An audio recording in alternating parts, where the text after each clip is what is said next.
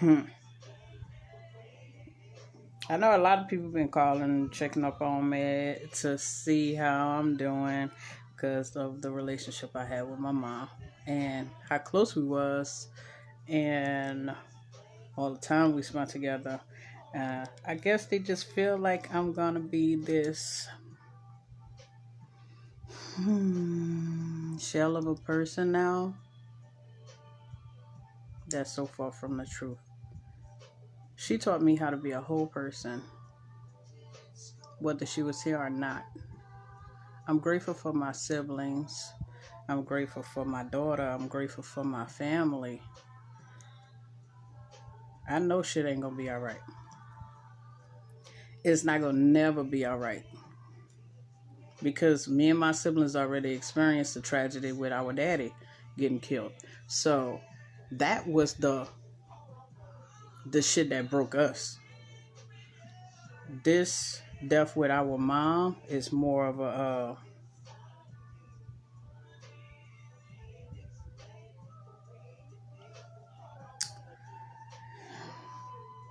we know how to cope with it. I'm gonna say that we know how to cope with something way worse. So us dealing with the death of our mom is not easier. It's just we've been through way more tragic shit with our dad getting killed than our mom passing away peacefully like she did. So everybody that's calling to check on me, no, I'm not avoiding y'all. No, I'm not in here bawling my eyes out or acting like a recluse or anything like that. Just collecting my thoughts. That's it.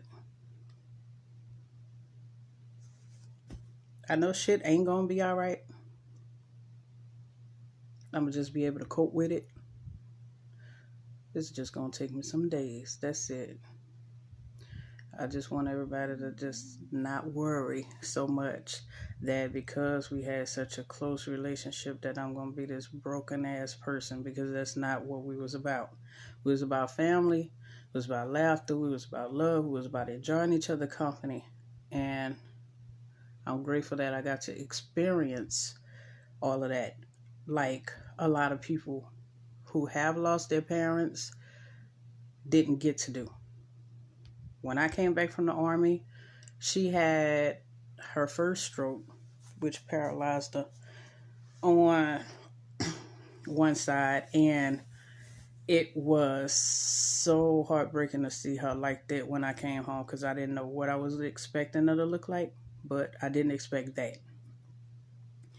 So every day after that, I just promised myself that I was going to spend as much time with her as I could, enjoy her as much as I could, and not miss a beat because we didn't get to experience all of that with our daddy. We lost him at a young age. Tuki was probably 2. Yeah, Tuki was 2 when we lost my daddy. So this is my daughter's first experience of any kind of death that's close in the family. So I basically had to be strong for her because, like I said, she never experienced this ever in her life. And she's 22, which is a lot of years not to experience a death close. So, needless to say, she took it pretty hard because my mom lived with us for a couple of years. She was living in my house and in her room. So she kind of pretty much been avoiding the house, and I just got to keep a close eye on my kid because she want to stay away as a coping mechanism, which is not healthy. I think that being present and being involved in your emotions is way more healthier than trying to avoid shit and sweep it under the rug and act like nothing going on. That's the unhealthy part. When you come face to face with it and you come to terms with things, it's different. You deal with it different. You get a sense of responsibility as far as like, okay, this happened. What you're supposed to do now? What's the next step? I don't really deal with death like everybody else. That's just me. I can't speak for nobody else. I can't speak for my siblings. I can't speak for my kid. I can't speak for nobody. I can't even speak for my mom's sister. I just know it's really heartbreaking to watch her being the only one left out of 8 siblings to be here. And I can only imagine what that feels like to have to watch each one of your siblings pass away, and then you're the only one left. So I definitely am heartbroken by that. But I'm not in no way, shape, or form just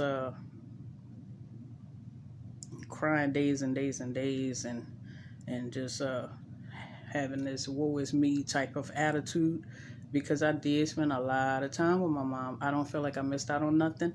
I don't feel like I regret anything. I feel like I did any and everything that she wanted me to do, and anything that her little heart wanted to do, I made sure it happened. I was present. Sometimes people have their family around them and they're not present in what the fuck is going on at that particular time or those moments. They don't catch them. And they miss out on that. And when a person passed away, it's like, damn, I should have did this with my mom. I should have did that with my mom or my dad or whoever they lost. And that's where the hurt come in at. I'm not hurting like that. I never even, when I was married, I lived around the corner from my mama. And I was with that man for 8 years. And I was around the corner from my mom. I seen her every fucking day. Every day. So I never missed out on spending time with her, not even as a married woman. And it's just a big chunk of me that is gonna go with her. But y'all not gonna get lesser of a person from me because of that. You probably get more. I'll probably be more crazier, more funny, more lively, because that's what me and her did. We always had fun. We always cut up. We ain't give a damn where we was. We cutting up in the people's establishment. If we at her house, we cutting up. It just didn't matter. Like, I really, really enjoyed every day that woman was blessed to be in my company. And I got 41 years of that. So y'all do the math. I ain't miss out on nothing, really. I ain't miss out on nothing with her. And she really was around here until all of her kids graduated high school and everybody became an adult, which I think is what God blessed us to have with her, by losing our dad at such a young age and just having our mom left. We understood what it was like to not have a parent in the household when it's needed, you know what I'm saying? So she had to play both roles. Sometimes me and her, we figuring it out as we go, you know what I'm saying? Because there's 7 kids, you know what I'm saying? 6 of them with her. So, needless to say, shit got tough sometimes. When we was trying to figure this shit out, it got tough. We grew up in Jeanerette on Pellerin Street. Everybody that knew my mom, though, knew that this woman was family-oriented, loved her kids. We stayed around her all the time. We did a lot of dirt, but she knew about it. Like, a lot of people can't say they did illegal shit and it was with their mom. I can. But like I say, it's learning experience. Everybody is not going to go through the same type of emotions that I am, because I've known her the longest. Like I said, it's 41 years I've known my mom, and I loved her every year, every day, every second of that. That's the person that make me smile. That's the person that can calm me down if I'm angry. Only 2 people in this fucking world can do that shit, and that's her and Lex. I'm talking about on 1,000. Like, oh, bitch, I'm about to kill some fucking body. Her and Lex. That's it. Ain't nobody else. I ain't got no other off switch. I don't. It's on go. So just know that if Lex ain't around, man, get the fuck out of my way. Move your bitch ass around, cause it's no cutting me off. So I just wanted people to see that I'm not broken by this. I'm not. If anything, it made me more stronger. That she taught me and taught us, me and my siblings, really basically that you cherish people while they're here. Don't wait until after they gone to do shit. Don't wait until after they leave to speak your mind about, well, I wanted to do this. I just talked to this person yesterday and now they gone. No, fuck all that shit. Do it while the fuck they here. Don't wait. Don't procrastinate. Do not wait until after the fact. They can't fucking understand or even see what the fuck you got going on after they gone. While they fucking here, do it. Because it's limited time. Don't nobody know when the clock gonna run out on them. That's why when I came back to Louisiana, I made sure that I was with this woman all the time. If I wasn't with her, I was around the corner, one phone call away. She need anything, she want anything. Because that's 2 different fucking things. A need and a want. You could need shit like water, shelter, this and that. You need that. But a want is, oh shit, I want to go shopping. Now I done took her shopping. Lord knows I done took this woman shopping. This woman will go and buy shit she don't need. Just random stuff. Her and Deborah. Roses. That's their favorite little store in New Iberia. I don't know what Roses got on people, but they just want to buy every fucking thing up in there. That was their thing. That's what they do. That's them two. I don't got nothing to say about that. When you have expendable cash, you can do that type of shit. I just don't see the point in buying all that craziness and it's just sitting there. But that was her coping mechanism after losing my dad. It was shopping. I ain't gonna say I got that same gene. I don't like all that spending money and all that. Now, if I spend it, it's on some shit I just want to do. It's not that I need it. What in the fuck? Every time I go live, motherfuckers. Listen, I just wanted to, like I said, I'm on here to let people see that this is not the end all be all for Crescenda because we were so super close. This is basically like a rebirth because even though I had her with me all the time, I still know how to be independent. I still know how to be an adult by myself. I'm grateful that she was here that long to be right by me. 41 years is a long time to have your mom. I know people that lost their mom at 12 and 13 years old. So just watching them grow up without a mama made me appreciate mine more. Made me do more shit with her. Made me not miss opportunities that I heard them talk about. They wish they mama was around to do stuff like that with. It's just different when you make sure you dot all your I's and you cross all your T's with your parents. There's a lot of people out there that have not done a lot of shit that I've done with my mom, with their parents.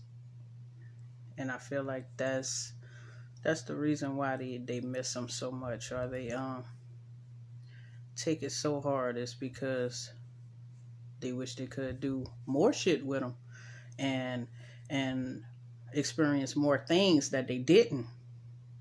I did all of that.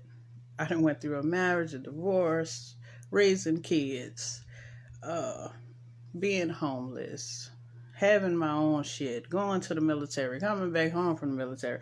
All of that shit I experienced with my mom. And every experience was different. Every emotion was different.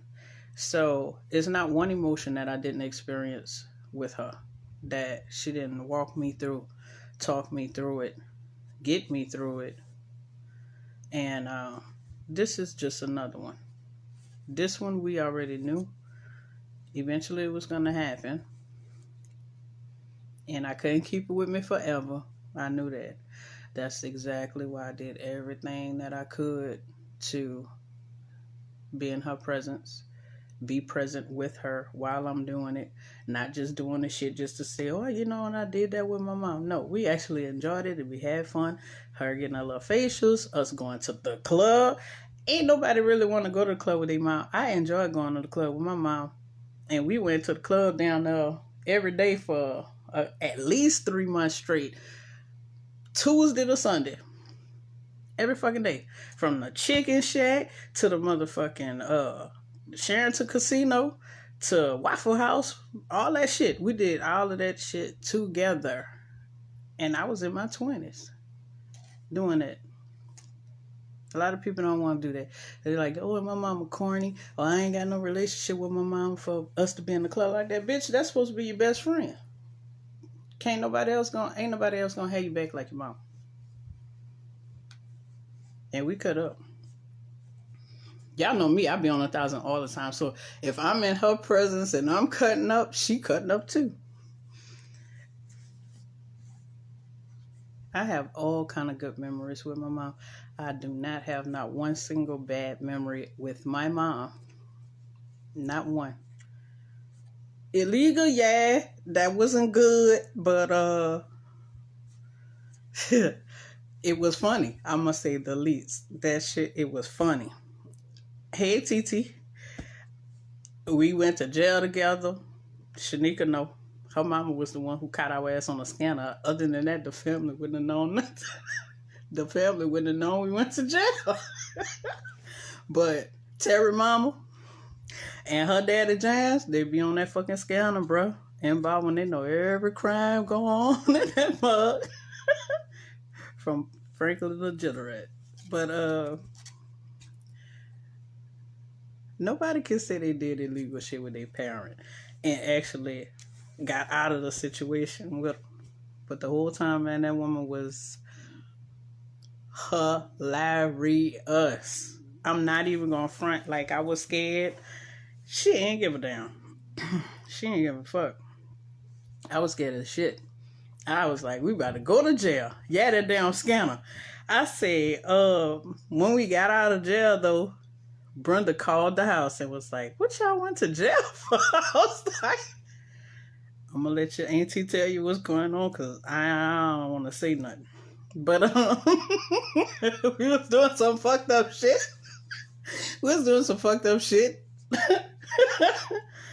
Just doing us. And got caught. That's all I'm going to say. We got our ass caught and went to jail. But I have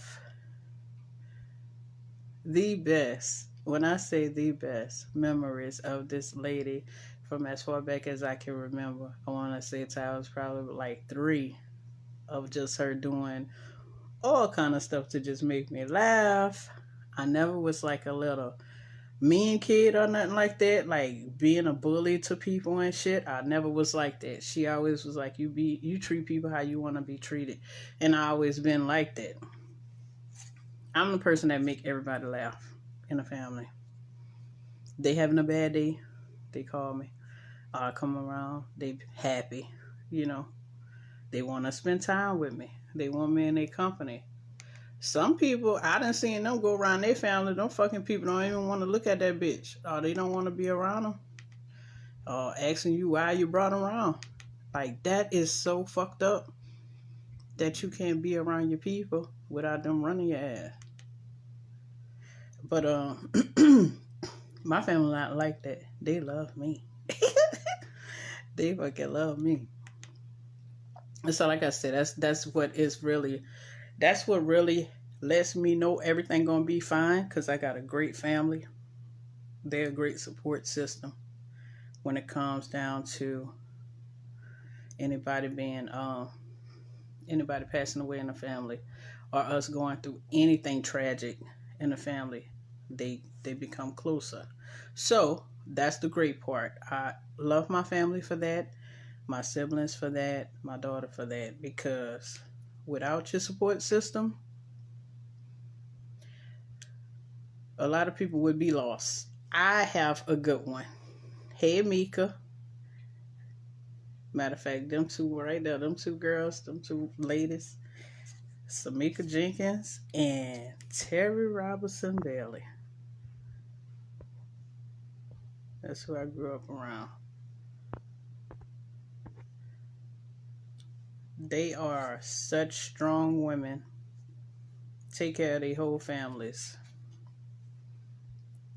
I watched Shanika step up to the plate after her parents passed and became mama, grandma, auntie, all that shit, all wrapped up in one. Mika became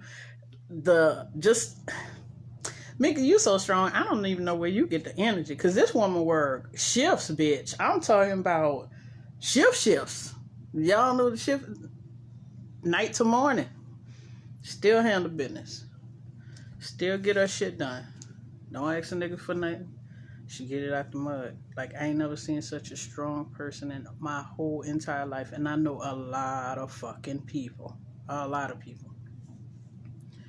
And I just watch them and all. We do the same thing. We just pick up the slack wherever shit is lacking at. You know what I'm saying? If that person don't have this shit going on, we just step up to the plate. It's just in us. I think that's my grandma in us, because she was something else. I just heard stories about her. But listening at them, she was a force to be reckoned with. She not only raised all 8 of her children, she raised 8 of her son kids, and nieces, nephews, all of that came to her door. Whoever needed help, like my mom. If they needed somewhere to stay, if they needed somewhere to sleep, if they needed food, they feeding you. You got somewhere, even if your ass sleep on the floor, you got somewhere to sleep. You got a house to be at. Nobody is left out in our family. You know, so I appreciate the Jenkins family for all of that. Along the years, we got taught this just by watching. You ain't got to experience everything personally to fucking learn a lesson. You can watch other people do it and learn a lesson from it. That's the good thing about listening to the older people when they talking in the living room and your bitch ass ain't supposed to be in there. Me, I was still nosy, trying to go see what the grown people talking about. So I always was listening at shit I wasn't supposed to hear. So I didn't have to experience everything firsthand by doing it. I just listened to them, listened to their stories, and learn from the shit that way.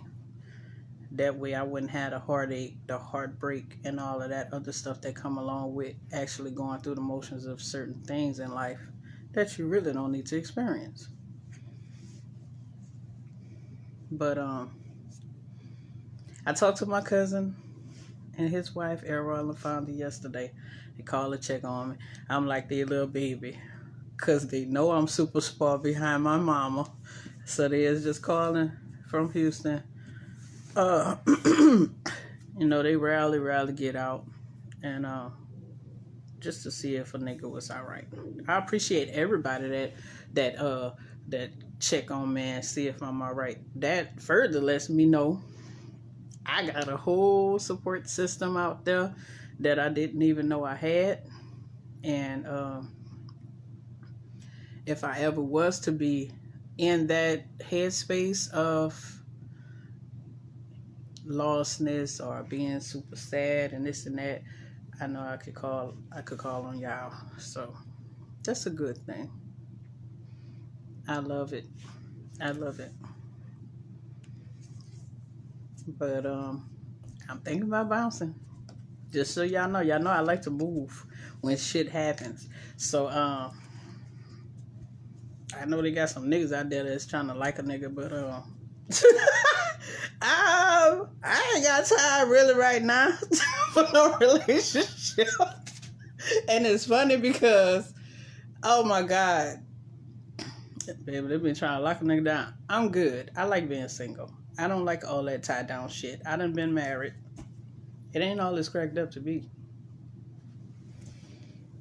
It really ain't. But to each his own. If y'all women ain't out there, y'all ain't been married, child, y'all want to get married, go ahead, go get married, go enjoy yourself, go. I'll be at the wedding, bitch.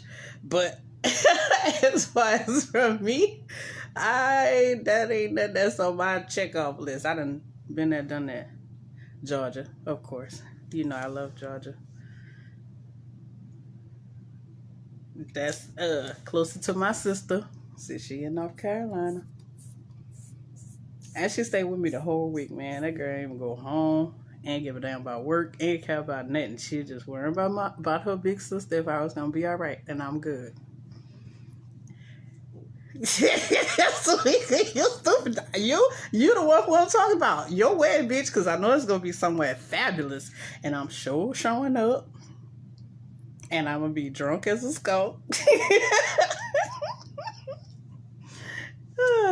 But yeah, I'm good with that shit. They could keep them little rings, child. Them little Walmart rings, diamond dust ring. I'm all right. That's pretty much it. Cause I know y'all worry about me so much, and I'm so soft-hearted, and I'm the most emotional in the family.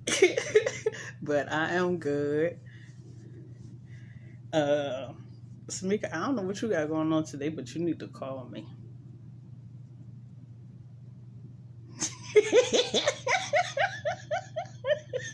Yep, I definitely would talk about your ass. You know, Shanique already married. I ain't talking about her. But yeah, I'm about to end this fucking live because I gotta call my cousin. I gotta talk to her about some shit. Later.